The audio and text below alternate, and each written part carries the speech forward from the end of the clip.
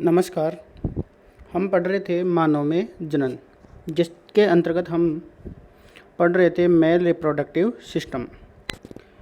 Male reproductive system के अंतर्गत हमने पिछले वीडियो के अंतर्गत जाना कि मानव का जो रिप्रोडक्टिव सिस्टम है, अर्थात जो पुरुष का जनन तंत्र होता है, वो श्रोणि क्षेत्र या पेलिस रीजन में उपस्थित होता है। फिर हमने पढ़ा कि जो मेल रिप्रोडक्टिव सिस्टम है उसको निम्नलिखित भागों में बांटा जा सकता है। प्राथमिक जननांग, जिसके अंतर्गत टेस्टिस आते हैं, सहायक जनन नलिकाएं, जिसके अंतर्गत अधिवर्षण, शुक्रवाहिकाएं, शुक्रवाहिनियों को सम्मिलित किया गया है, और सहायक जनन ग्रंथियों के अंदर 3 प्रकार की ग्रंथियों को सम्मिलित किया गया है: शुक्राशय, प्रोस्टेट ग्रंथि, बल्बो यूरेथ्रल ग्रंथि। और चौथा पार्ट था बाह्य जननेंद्रिय, जिसके अंतर्गत शिश्न को सम्मिलित किया जाता है। फिर हमने इन सभी जो मेल रिप्रोडक्टिव सिस्टम के जो पार्ट्स थे उनको हमने डायग्राम के माध्यम से थोड़ा थोड़ा समझ लिया था। आज हम जो मेल रिप्रोडक्टिव सिस्टम है उसके अंतर्गत आने वाले जो सभी भाग हैं उनका विस्तृत या डिटेल से अध्ययन करेंगे। तो देखिए, मेल रिप्रोडक्टिव सिस्टम में जो पहली स्ट्रक्चर है वह है वर्षण। तो वर्षण के बारे में या टेस्टिस के बारे में मैंने आपको बताया था कि ये पुरुष में प्राथमिक जननांग होते हैं जहाँ शुक्राणुओं का उत्पादन होता है। फिर मैंने आपको बताया था कि एक वयस्क मनुष्य में एक जोड़ी जो वर्षण होते हैं वो पुरुष में कितने जोड़ी होते हैं? एक जोड़ी, 1 पेयर होते हैं, जो गुलाबी या अंडाकार होते हैं, जो उदर गुहा के बाहर किस में स्थित होते हैं? वर्षण कोश में। ये वर्षण कोश में स्थित होते हैं। तो जो वर्षण होते हैं वो उदर गुहा के बाहर वर्षण कोश में पाए जाते हैं। और वर्षण कोश का जो प्रमुख कार्य था वो मैंने आपको बताया था कि जो ये वर्षण कोश होते हैं ये वर्षणों के तापमान को शरीर के तापमान से 2 से 2.5 डिग्री सेल्सियस कम रखते हैं, जो शुक्राणुओं के उत्पादन के लिए आवश्यक होता है। तो देखिए, अब हम पढ़ते हैं वर्षण की संरचना। तो एक वयस्क मनुष्य में या वयस्क पुरुष में जो वर्षण होते हैं वो अंडाकार होते हैं, जो लगभग 4 से 5 सेमी मोटे होते हैं, 2 से 3 सेमी लंबाई के होते हैं और 10 से 15 ग्राम इनका भार होता है। अब देखिए, जो वर्षण होते हैं, आप इस डायग्राम में देखिए, ये वर्षण की रचना है, वर्षण की आंतरिक रचना है। तो ये जो वर्षण होता है, इस वर्षण के चारों तरफ जो आवरण होता है वो दोहरा आवरण होता है। इस दोहरे आवरण को हम कहते हैं वर्षण खोल।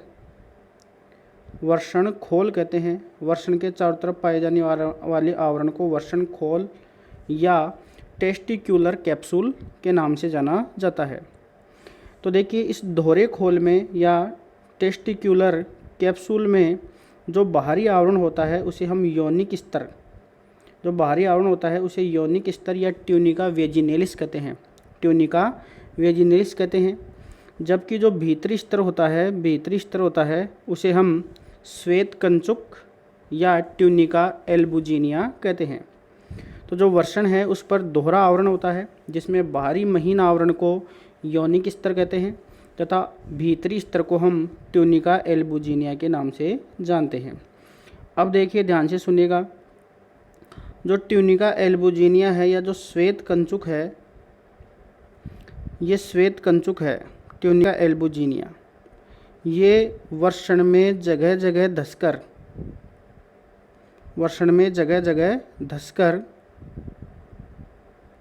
पालीनुमा रचनाएं बनाता है, जिन्हें हम कहते हैं वर्षण पालिकाएं या वर्षण पट्टियां या टेस्टिक्युलर लोब्यूल्स के नाम से जानते हैं। एक वर्षण में लगभग 250 वर्षण पालिकाएं पाई जाती हैं। तो वर्षण पालिकाएं क्या हैं? जो श्वेत कंचुक है या ट्यूनिका एल्बुजिनिया है, यह वर्षण के भीतर धंसकर वर्षण पालिकाएं बनाता है, जिनकी संख्या लगभग एक वर्षण में 250 होती हैं।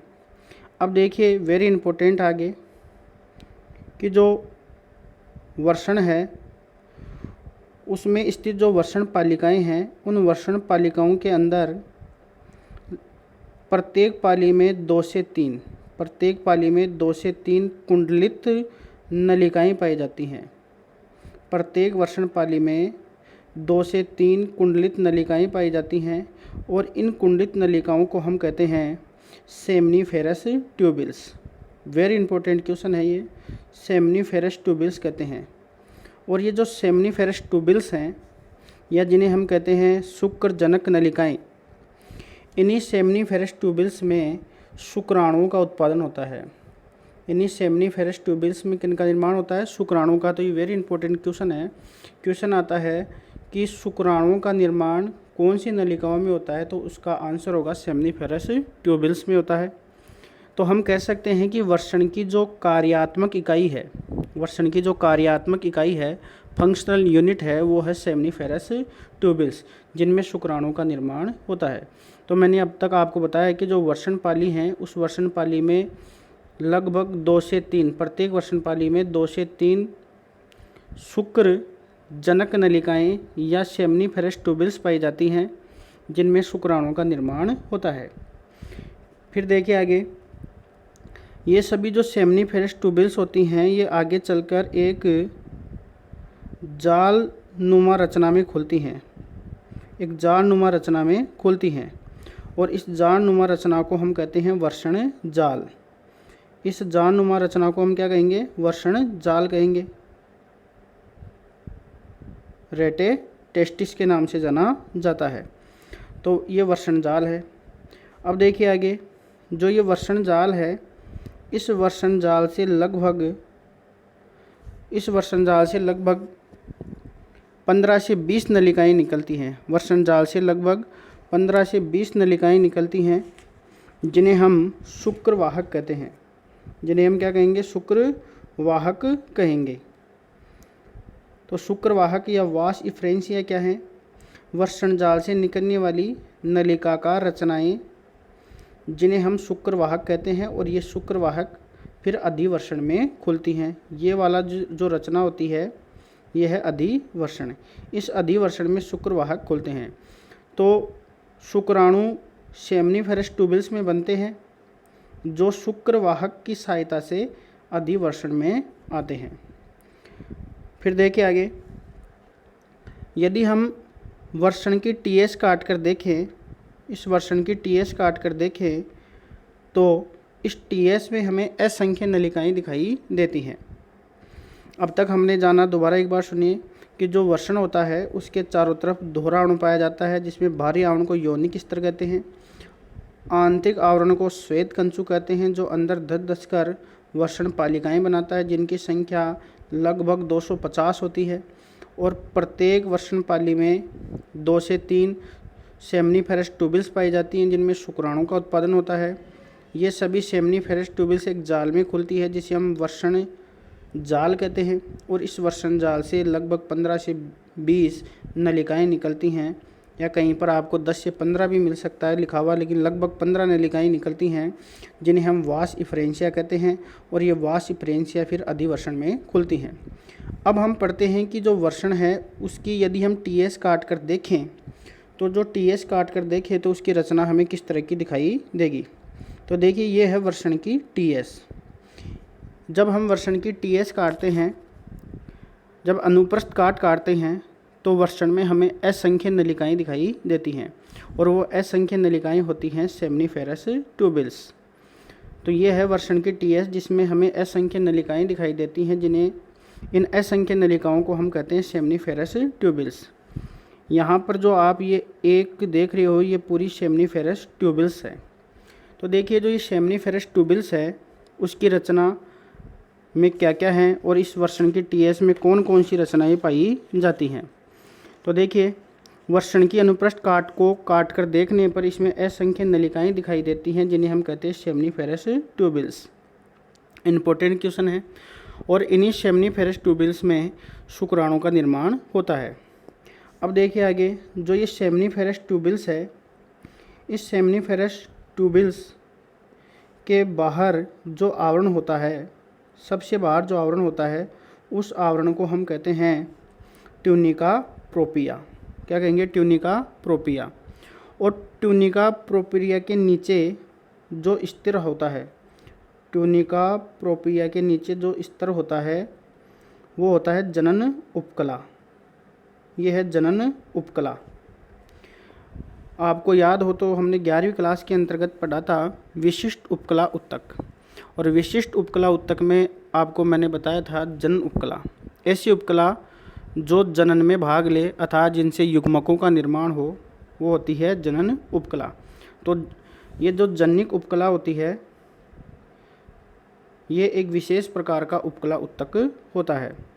तो हमने बात की कि जो वर्षण है, वर्षण की टीएस काट कर देखने पर वर्षण में असंख्य नलिकाएं दिखाई देती हैं जिन्हें हम कहते हैं सेमनीफेरस ट्यूबिल्स। और इस सेमनीफेरस ट्यूबिल्स में बाहर की तरफ जो आवरण होता है वो ट्यूनिका प्रोपिया होता है और उससे नीचे होती है जननिक उपकला। अब देखिए ये जो जननिक उपकला है, इस जननिक उपकला में दो प्रकार की आपको कोशिकाएं दिखाई दे रही हैं। एक तो बड़े आकार की कोशिका और एक छोटे आकार की कोशिकाएं। तो जो बड़े आकार की कोशिकाएं हैं, जो पिरामिड के आकार की हैं, इन्हें कहते हैं सर्टोली कोशिकाएं, या इन्हीं का अन्य नाम है आलंबन कोशिकाएं या नर्स कोशिकाएं या पोसी कोशिकाएं या सब टेंटाकुलर कोशिकाएं। तो सर्टोली जो कोशिकाएं होती हैं वो पिरामिड के आकार की कोशिकाएं होती है जननिक उपकला में, और इनका कार्य होता है, वेरी इंपॉर्टेंट है, सर्टोली कोशिकाओं का कार्य शुक्राणुओं को पोषण देना। जो सर्टोली कोशिकाएं होती हैं, वेरी इंपॉर्टेंट ये क्वेश्चन है कि जो सर्टोली कोशिकाएं होती हैं वो शुक्राणुओं को पोषण देती हैं और इनहिबिन हार्मोन का स्राव करती है। राजस्थान बोर्ड की जो एग्ज़ाम है उसमें आया हुआ है कि सर्टोली कोशिकाओं से कौन सा हार्मोन स्रावित होता है, तो इनहिबिन हार्मोन स्रावित होता है जो शुक्राणुओं के निर्माण को संदमित करता है। फिर देखिए दूसरे प्रकार की कोशिका है नरजरम कोशिकाएं। इन नरजरम कोशिकाओं में अर्धसूत्रीय विभाजन होने से जो हम आगे पढ़ेंगे शुक्राणु का निर्माण होता है। अर्थात जो नरजरम कोशिकाएं होती हैं या शुक्राणु जन्य कोशिकाएं होती हैं या प्रीमोडियल जो कोशिकाएं होती हैं, इनमें अर्धसूत्रीय विभाजन या शुक्र जनन होने से शुक्राणु का निर्माण होता है। फिर देखिए आगे जो शुक्र जनन नलिकाएं होती हैं उनके बाहर की तरफ जो अवकाश है, जैसे ये शुक्र जनन नलिका है, ये शुक्र जनन नलिका है, ये शुक्र जनन नलिका है, ये शुक्र जनन नलिका, शुक्र जनन नलिका, इनके बाहर जो अवकाश है, इस अवकाश में विशेष ये जो अवकाश है इसे कहते हैं अंतराली अवकाश। और इस अंतराली अवकाश में विशेष प्रकार की कोशिकाएं पाई जाती हैं जिन्हें हम कहते हैं लीडिंग कोशिकाएं। जो सेमनीफेरस ट्यूबिल्स है उसके बाहर की तरफ जो अवकाश है, इस अवकाश में विशेष प्रकार की कोशिकाएं पाई जाती हैं जिन्हें हम कहते हैं लीडिंग कोशिकाएं। और इन लीडिंग कोशिकाओं से एक हार्मोन स्रावित होता है, पुरुष हार्मोन, जिसे एंड्रोजन या टेस्टोस्टेरोन हार्मोन का स्राव होता है, जो पुरुष में द्वितीयक लैंगिक लक्षणों के लिए उत्तरदायी होता है। इस बार जो नीट की जो एग्ज़ाम लगी है, नीट 2020, उसमें ये क्वेश्चन आया हुआ है कि जो लीडिंग कोशिकाएं होती हैं उनसे एक मिलान करने का क्वेश्चन आया था। उसमें था कि जो लीडिंग कोशिकाएं होती हैं उससे एंड्रोजन हार्मोन स्रावित होता है, या एंड्रोजन की जगह आपको मिल सकता है टेस्टोस्टेरोन। तो इस प्रकार ये था वर्षण की टीएस। तो हमने वर्षण की संरचना में पढ़ा कि जो वर्षण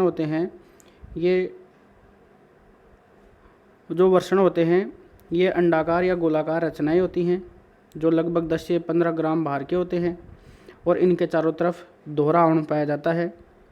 बाहरी आवरण को योनिक स्तर कहते हैं, आंतरिक आवरण को ट्यूनिका एल्बुजिनिया कहते हैं। वर्षण में लगभग 250 वर्षण पालिकाएं होती हैं जिनमें कुंडलित नलिकाएं पाई जाती हैं जिनको कहते हैं सेमनीफेरस ट्यूबिल्स। अब देखिए अगली रचना है जो वर्षण से पीछे कोमाकार आकृति में स्थित होती है, उसको हम पढ़ते हैं। तो अगली रचना है अधिवर्षण। और अधिवर्षण क्या है? जो वर्षण है उससे एक पतली लगभग 6 मीटर लंबी कोमाकार नलिका निकलती है जिसे हम अधिवर्षण कहते हैं, जो वर्षण के पीछे स्थित होती है। तो जो अधिवर्षण है, ये अधिवर्षण है, ये 3 भागों में बांटा गया है। शीर्ष अधिवर्षण या कैपुट एपिडिडाइमिस, मध्य या कार्पस एपिडिडाइमिस और पुच्छक अधिवर्षण या कोडा एपिडिडाइमिस। तो जो वर्षण है, उस वर्षण के पीछे जो कोमा आकार की जो नलिकाकार रचना है उसे हम कहते हैं अधिवर्षण। इसी अधिवर्षण में शुक्र वाहिकाएँ खुलती हैं या वास इफ्रेंसिया खुलती हैं। अब देखिए 3 भागों में अधिवर्षण को बांटा गया है। शीर्ष अधिवर्षण, यह भाग चौड़ा तथा वर्षण के ऊपरी भाग को ढका रहता है। फिर देखिए अगला है कार्पस एपिडिडाइमिस, यह मध्य व संकरा भाग होता है, यह मध्य वाला भाग होता है, पतला व चपटा होता है तथा वर्षण की पश्चिम सतह पर फैला रहता है। फिर लास्ट पार्ट है पुच्छक अधिवर्षण या कोडा एपिडिडाइमिस, यह अंतिम भाग होता है जो पतला होता है और उससे आगे की तरफ शुक्रवाहिनी निकलती है। तो पुच्छक अधिवर्षण से आगे की तरफ शुक्रवाहिनी निकलती है। अब इम्पोर्टेंट क्वेश्चन है कि अधिवर्षण का क्या कार्य है।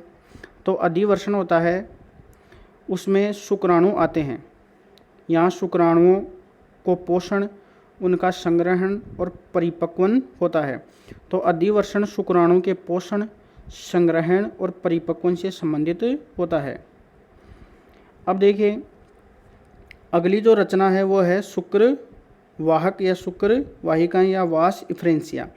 वास इफ्रेंसिया क्या है, आपको मैंने बताया सेमनीफेरस जो नलिकाएं होती हैं वो एक जालनुमा रचना में खुलती है जिसे हम कहते हैं वर्षण जाल या रेटे टेस्टिस।